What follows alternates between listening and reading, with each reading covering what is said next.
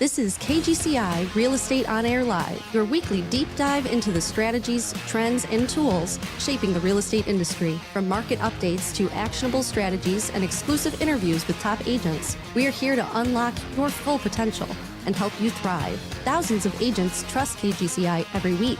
Now it's your turn. Let's go live. Here's Ian Wheatley. Hey, good morning. Imagine 100 plus transactions a year in 3 major markets, all as a solo agent. No, it's not a team. That's Chandra Vennapusa. You might be thinking, sure, but he's probably running some huge back-end system or dropping 6 figures on ads every year. Nope. Chandra has built his business on relationships, repeat business, and a workflow so simple it'll make any tech stack look bloated. Today on KGCI Real Estate On Air Live, we are sitting down with the top producing solo agent at eXp Realty and pulling back the curtain on how he's doing over $100 million a year in volume without burning out, without building a mega team, or chasing any shiny objects. How he's using the MLS as a CRM, why WhatsApp is his highest converting platform, and how emotional connection, not automation, is his unfair advantage. Plus, got a fresh batch of real estate confessions thanks to you, and we got those top 5 takeaways from an agent who's outproducing entire brokerages. But before that, inventory may be creeping higher, but buyer activity is still treading some water. So what's the real signal in a market as we close out the quarter? We're going to find out. It's time for Housing Headlines right here on Real Estate On Air Live. I'm Ian Wheatley. Existing home sales have ticked up, according to the latest report from the National Association of Realtors, up 1.5% month over month in September to a seasonally adjusted annual rate of 4.06 million. Now, inventory increased slightly, up 1.3% from August, which translates now to basically 4.5 months of supply. Meantime, the median sales price rose 2.1% year over year to $415,000, a touch above that. But more importantly, that marks 27 consecutive months of year-over-year price gain. So agents, why this matters? The uptick in closing means that buyer activity is not completely stalled out, even with that rate pressure, and inventory is creeping up too, and that's potential leverage for motivated sellers or negotiating buyers. Also worth noting, the pending sales were flat in September, so no change in September from August. Regionally, though, the Midwest did see a dip while the South and Northeast held firm, and this matters because contract signings aren't improving, which does signal some caution, right? Either buyer hesitation or deal flow holds steady but isn't quite accelerating. So for agents here, keep pipeline, keep that fresh, keep it focused, and make sure that you're having those conversations about pre-approvals with those motivated buyers. Now, there's also promising numbers from the Mortgage Bankers Association to go along with this, as mortgage payment burdens have eased slightly. So the MBA's Purchase Applications Payment Index dropped to 155 in September. That is down from 157.5 in August, which means slightly better affordability. And that median monthly payment applied for purchase applications is down $33 from the prior month. So incremental gains, and this matters because even with interest rate headwinds, affordability is inching in the right direction slowly but surely. So for your buyers, that's a talking point. But it's still sensitive, right? That rate sensitivity. And for sellers, it means more competition may be lurking right around the corner. Also, mortgage applications did surge last week. The Mortgage Bankers Association weekly survey shows that mortgage applications increased in that latest period, including purchases and refi activity. So when applications rise, it can reflect some rate relief, some optimism, or buyers stepping back in. So agents, this is a market stirring indicator. So keep the conversation alive with those leads and with those past clients. And as we're kind of checking around to Mortgage Daily News or Mortgage News Daily, Bank Rate, some others, right? That 30-year fixed rate sitting between 6.25 and 6 1/3. So check with your local and regional lenders in your area to see if their rates are better or worse than those national averages. From what I'm seeing better than that in most parts here in the Northeast, and more specifically here in upstate New York. Also keep an eye on that government shutdown pressure as it's leaving stranded buyers and vulnerable sellers. Right, there is an article from NAR magazine that outlines how the U.S. federal government shutdown is adding new stress. And the longer the shutdown goes, the worse the stress gets, as some buyers can't get key sign-offs and some owners are facing increased exposure in a slower transaction environment. And this matters because it's about our internal process, right? The internal process delays mean that these deals are dragging. And for us agents, we need to anticipate and communicate those delays effectively, make sure those client expectations are set properly, and you check for other clients that are needing help where the bureaucracy is stalled. We also had an update on the home turnover rate. That's hit a near 30-year low. Newsweek reporting that the rate at which homeowners move, that turnover rate, has hit its lowest level in 30 years. And this matters because less movement means fewer listings, which tightens up supply. So for agents, sellers are staying put. Build your listing pipeline early and prepare for scarcity in inventory to remain a challenge. So what is the real signal? Talking about rates, flat pending sales, and sluggish turnover probably has you saying that the market's dead until the rate dips below 6. But flat pending sales and sluggish turnover means that the game is changing, not completely over. So stay on the lookout for system delayed deals thanks to that shutdown. Remind your pipeline that payment burdens are easing and lean into sellers who've been talking about it, but still haven't moved. This is a moment of opportunity for them too. Hit that KGCI Real Estate On Air mobile app. Download this episode. Listen back to it later. Let's check your housing headlines here on Real Estate On Air Live. I'm Ian Wheatley.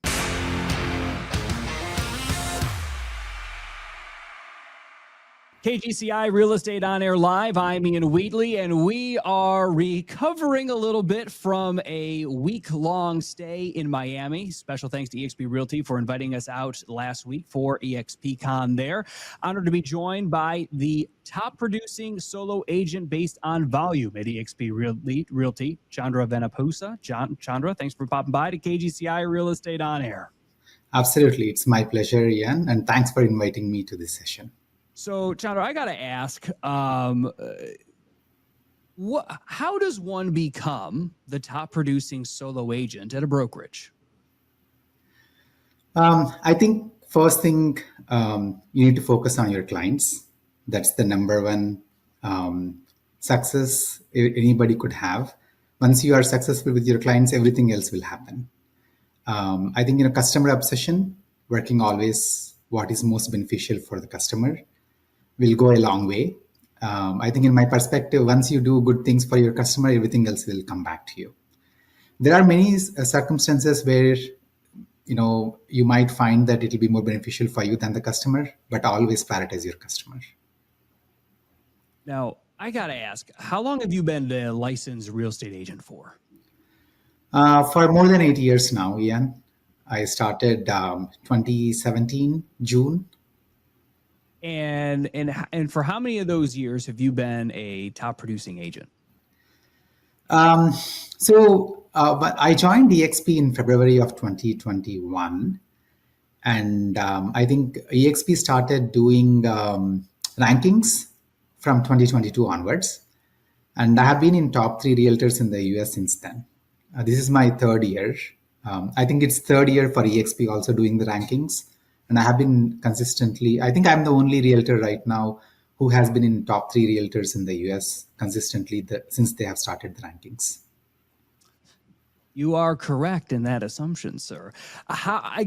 This is one of those things, right? Because you are coming at this more as a CEO than a solo agent, I have to assume. So when you're looking at this as a top level CEO, running this, not a team, but you're a solo agent, what kind of infrastructure do you have around you? Is it VAs? Is it showing assistants? Is it listing assistants? Is it all of the above? What does that structure look like? Yeah, you are spot on. I mean, we are not, I don't think you can be successful just as a person, right? So you need a village behind you to make this happen. For example, last year we did about 101 million sales volume, right? That translates into about 99 or 100 transactions. So if we have to serve like 100 closings. Of course, you would have been working on 200 more customers. They may not have closed. So you're looking at anywhere from 200 to 300 customers that you're serving in a year, right? It takes a village. And the way we are structured right now is I do have a full-time assistant that helps me with all the documentation and processing and offers and listings and everything else.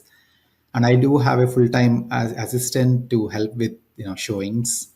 And I do have a lot of people. I do serve 3 different markets. I'm in Washington, the whole Washington area. And then I have business in Austin as well as Dallas. So I have teams in Washington, I have team in Austin, I have team in Dallas, basically team of realtors that help me with multiple showings and taking care of our customers and all of that. So if I have to tell you, probably I'm working with about 60 or 70 realtors across the 3 different cities. So it's a village. It's like running your own business with a lot of different people and taking help from different people. And you have to work with all of those people to make it happen. And I'm thinking about this through, you're working with 60 some odd agents across 3 different markets. Correct. Are those agents that in effect belong with you on a team and you're serving as a team leader? Or are these agents that you are bringing in on like an hourly basis to show a house or to present a listing package? Yeah. Which one, or combination of those 2? Yeah. So excellent question. So I have 2 people that help me full time. They are part of my company, and we have like salaried employees, right? Apart from that, all these agents that I'm talking about are paid hourly or per showing, depending on how things work. And I also have a lot of realtors that help me with open houses as well in all these 3 different cities. So most of them are paid by hour or per showing or per open house. That makes a lot of sense. So what does your business look like behind the scenes? Or do we have departments? Do we have systems? And what metrics are we looking to measure, either or both? Yeah.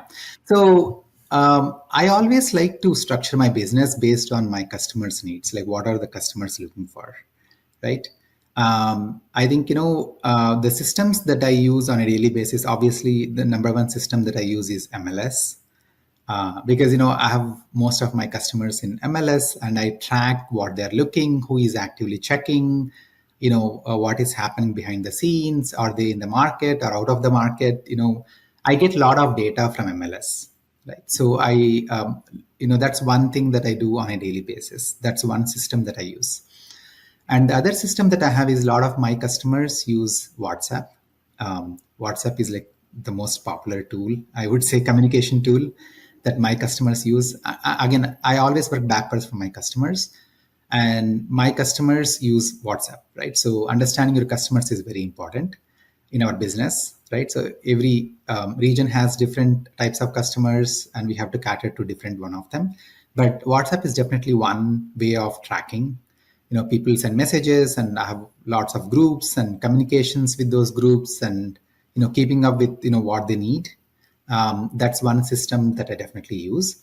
And we also have Bold Trail.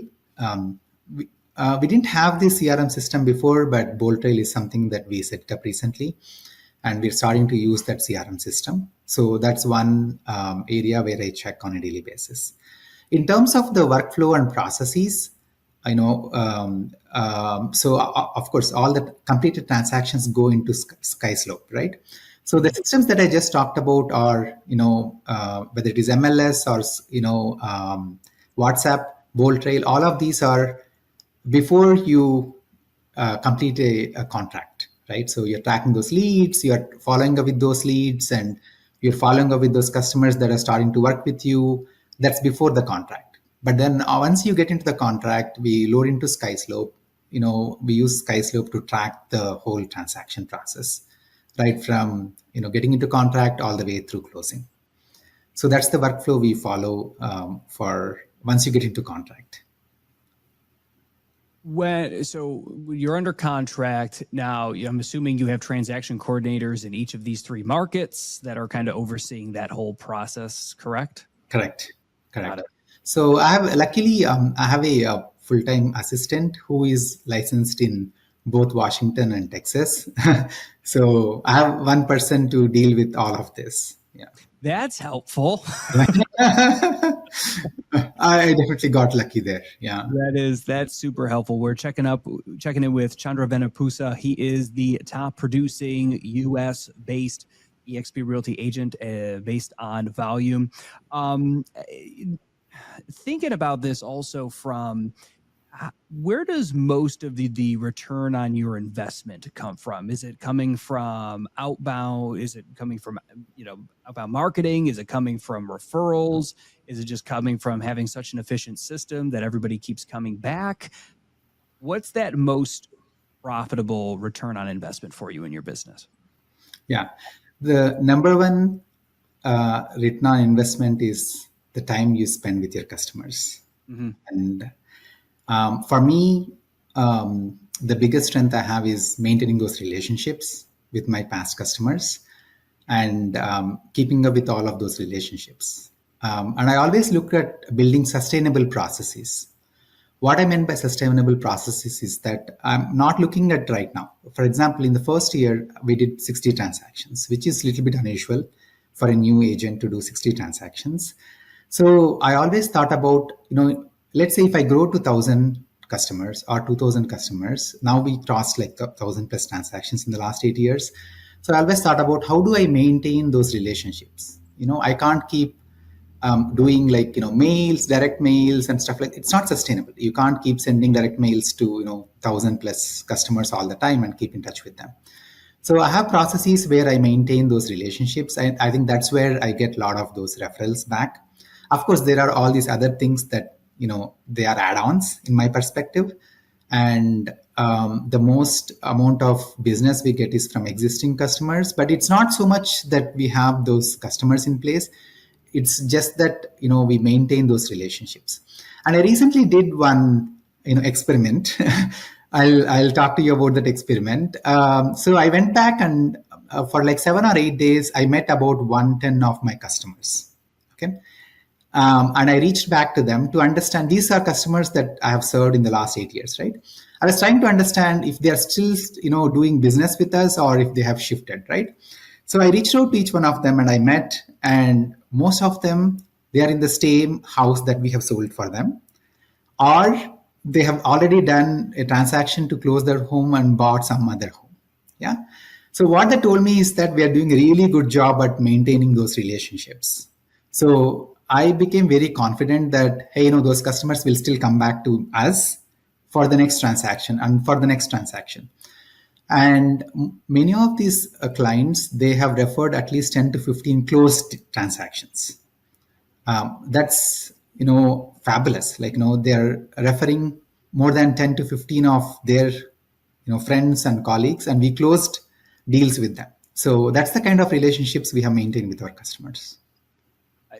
Having those kinds of results, right? Because if you were looking at across the United States, right, basically 8 out of 10 buyers or sellers typically use a different agent than the agent they close that transaction with, right? And it's much higher than that actually, right? It's closer to like 9 out of 10. Yeah. Walk me through. You get somebody closed on a house. What does that outreach system that's actually sustainable, what does that actually look like to keep those past clients engaged? Fabulous question. That is the biggest challenge we all have. I think, because you're working so hard on new clients and closing contracts, how do you maintain those relationships with existing customers, right? So I always try to analyze what are the easiest ways for us to keep in touch with them. So, Facebook has been a really good medium for me because a lot of my customers, initially when I closed transactions, they were all on Facebook. Yeah. And so every day I spend time to send birthday wishes to them because in Facebook, you get reminders for birthdays, right? Mm-hmm. You don't have to, remember everybody's birthday, right? You wouldn't know what their birthday is also, right? But Facebook sends these reminders, right? So you spend 2 minutes, 3 minutes, 5 minutes every day to send birthday wishes to them, right? You are in front of them all the time, right? People love those wishes, right? So that somebody is remembering you and sending those wishes, yeah. And we also have client WhatsApp groups, and whenever we close a home, because my clients are really good at WhatsApp, so I send those links to them, and they, many of them join.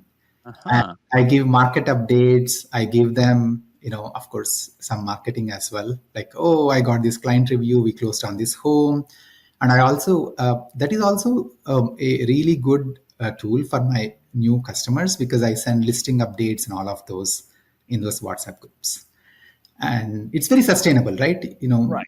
And what's interesting is because what you've done, right? Because agents intuitively want to do the just listed, just sold Facebook and Instagram posts Yeah. that get precisely this much traction, right? But what you're doing is you're still doing that same message. You're just doing it in a private group text, right? In this private group, not unlike as if this was a Facebook group, a closed Facebook group or something like that. You're still making sure that they're getting that information that, number one, I'm still in business and I'm still doing it at a high level, right? But you're not tanking a social media algorithm with content that isn't going to move that needle. That's very smart. That's very smart. And also, people may not look at their Facebook, may not look at Instagram. People Mhm. do look at their text messages. They do. They have a knack for do that. Is there a point where it's too much, right? If you're noticing, is there such a thing as texting these past clients too much with this information? Yeah, so there is always trade-off, Ian. There is no perfect medium on how you communicate.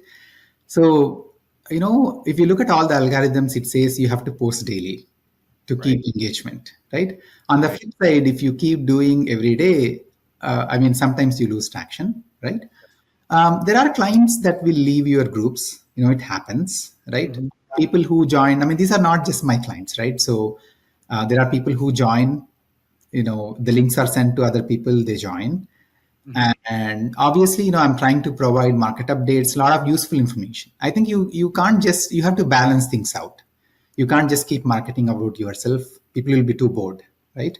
What is the value they are getting out of these groups, right? So they should be getting something out of it. Yeah. That something is, market updates and how the trends are happening. And I also share a lot of information about how the interest rates are trending and how to be smart about their real estate investments. Okay. And what kind of tax benefits they get with real estate. There is a lot of education that is also happening in these groups. It's not just marketing. And what is interesting in that, right, is because this is the information that agents used to put on social media that would gain traction, right? You're still doing that. You're still providing that information. You're still providing all that value, but you're doing it in a way that is kind of meeting those customers and clients exactly where they are. Um, what's one system or one process that gives you the most leverage that you use as the CEO of all of this on a weekly basis? Yeah. So this one system, again, I'll go back to MLS because I put all of my customers into MLS system. And MLS has a lot of data.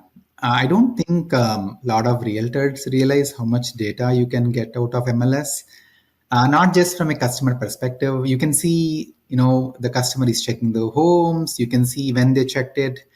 Are they actively looking at it? Whether the homes are being sent to them. Um, Even from a listings perspective, you can look at which agents are sending your listing to their clients and how you can do follow-ups. There is a lot of data. Yeah, I think that's one system that I use very constantly. And of course, WhatsApp, as I mentioned, those are the two ones. What's interesting is you are the top producing US EXP Realty agent by volume. And you told You weren't telling me about the CRM that you were using and all the tools that it was leveraged.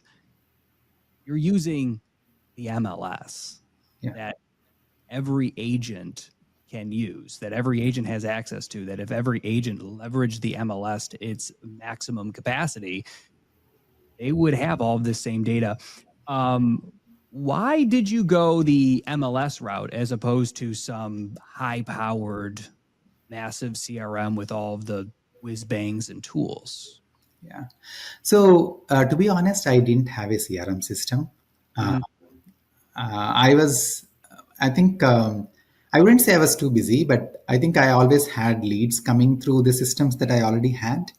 It doesn't mean that I should not be using CRM. I started setting up Bold Trail in the last 3-4 months. My assistant has been working on it. So we are yet to leverage the CRM system, to be honest. But I think what I realized is that the leads that you already have, if you are able to convert them into contract, I think that's easier leverage than the amount of time you have to spend to get new leads, right? I don't remove any of those customers, whether they bought with me or not buy the home with me or didn't do a transaction. All of them are in my MLS. So I keep tracking them and reaching back to them, once in a while and keep in touch with them. And I was very successful at it. It's just that I get conversion. My conversion ratio is very high.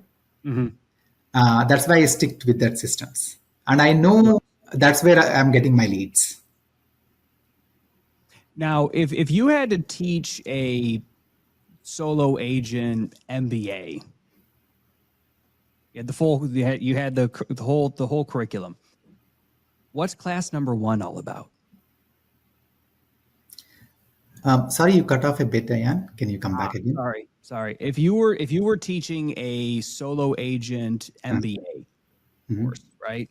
Yeah. What would the first class be about? About customer obsession.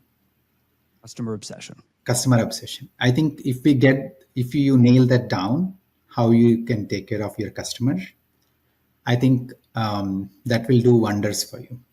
I'll tell you one of the biggest things a lot of us miss. I was just talking about this in the panel as well for solo realtors as part of EXPCon.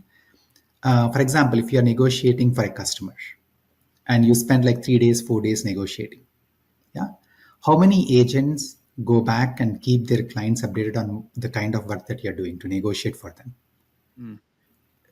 Many of them, they don't communicate. What happens is that the client doesn't know what is the amount of effort you're putting and what are the strategies that you're using to negotiate. Yeah. Even let's say after 3 or 4 days, even if you're not able to negotiate even a single penny, but then the effort and the process that you went through, if you're able to communicate with your customer properly, that is a big win.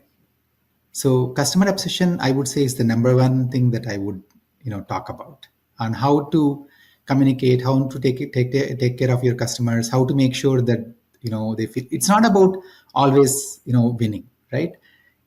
You may not negotiate at all, but you still win from a customer's perspective because they know that you have put the effort. They know that you are extremely talented, knowledgeable, and you are doing all kinds of strategies to help them. What goes through the process is more important than the end result. Thinking about that customer experience and being customer obsessed, what was the one part of that obsession that your business couldn't thrive without? I think the emotional connection with our customer. I think I don't think we can thrive without that. Yeah, it's a transaction. You go through them, you help them. All of that is great, but that emotional connection and bonding that you make with your customer goes a very long way. So, for example, when the closing happens, I call my clients and I genuinely care about them. The messaging that I do, I'm pretty sure it will stand with them for many, many months. Even if I don't connect with them for many months. So that emotional connection and the deep relationship that you do, I think that stands out.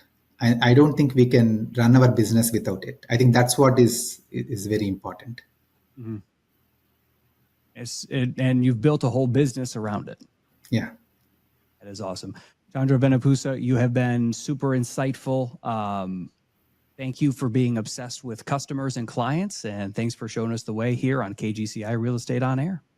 Absolutely. It's my pleasure, Ian, and thanks for inviting me. And absolutely loved this conversation.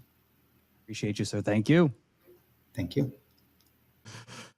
All right. I need a moment to marinate on that simple yet mind-boggling conversation with eXp Realty's top producing solo agent, Chandra Vennapusa, that you just heard right here on KGCI Real Estate On Air Live. I'm going to give you my top 5 takeaways in about a minute. But first, the future of listings is not a slideshow. If your listing strategy still starts with iPhone pics and ends with an MLS upload, you're already behind. This Friday, we're breaking down what's actually working as we're heading into 2026. AI-powered listing videos, virtual staging that converts, and the no-brainer upgrades that gets homes sold faster. This isn't theory.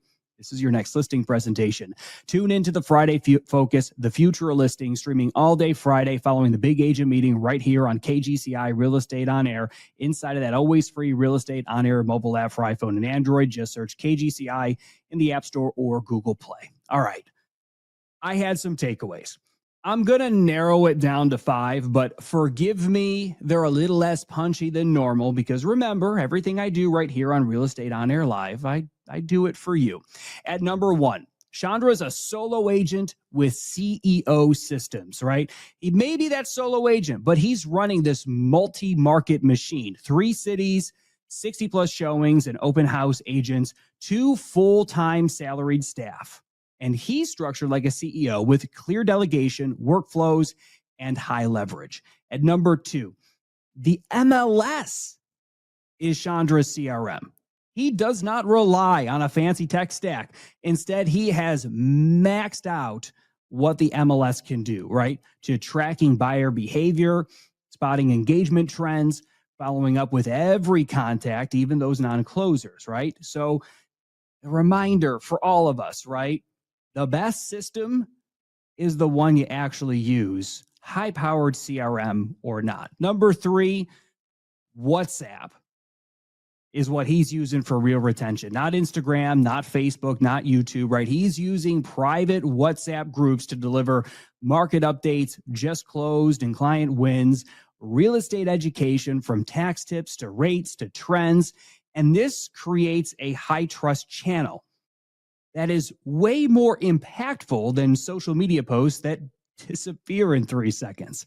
At number 4, his ROI is coming from relationships, not an ad spend, right? Most of his 1,000+ clients stay with him, and they may refer him 10+ deals, right?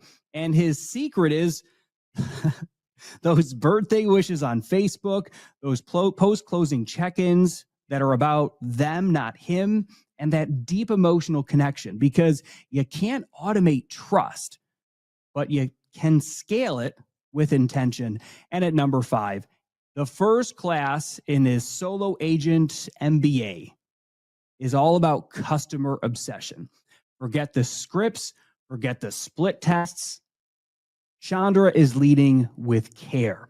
And even if you don't save those customers or clients $1, if they feel your effort, that's the win. It's not about the negotiation wins.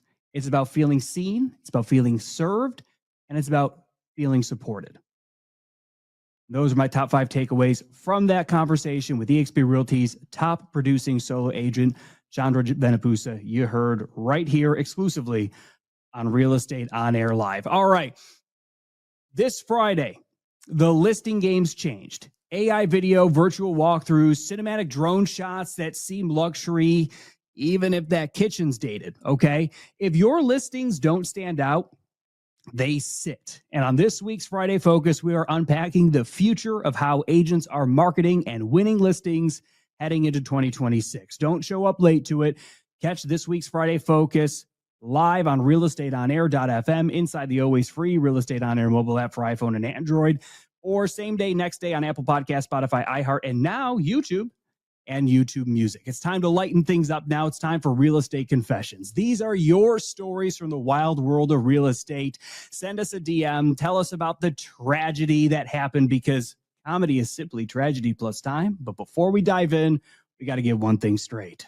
Real Estate Confessions features stories from the wild world of real estate.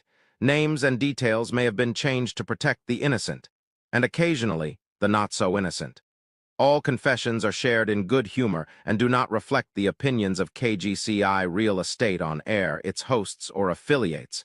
No agent's licenses were harmed in the making of this segment. Enjoy responsibly. All right, here we go. It's time for Real Estate Confessions, because in real estate, truth is stranger than fiction.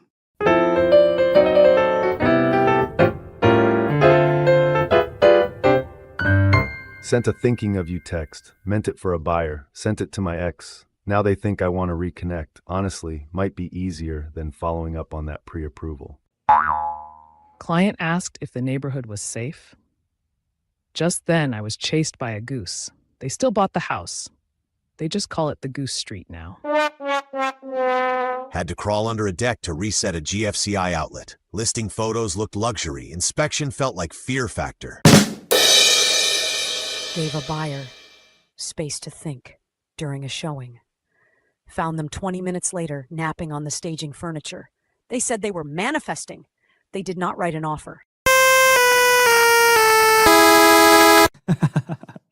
All right, the goose chase, the GFCI crawl, and the thinking of you text to your ex. That just another week in this wild world of real estate. If you have a real estate confession of your own, the awkward, the unhinged, the one you swore you'd never tell your broker about, we want to hear it. DM us the word confess on Instagram or Facebook. Just search KGCI.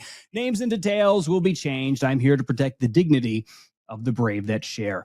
Replay today's episode and grab that Friday Focus inside of the always free Real Estate On Air mobile app for iPhone and Android. Special shout out to those of you watching on YouTube right now. And of course, those OGs that are over at realestateonair.fm. I'm Ian Wheatley.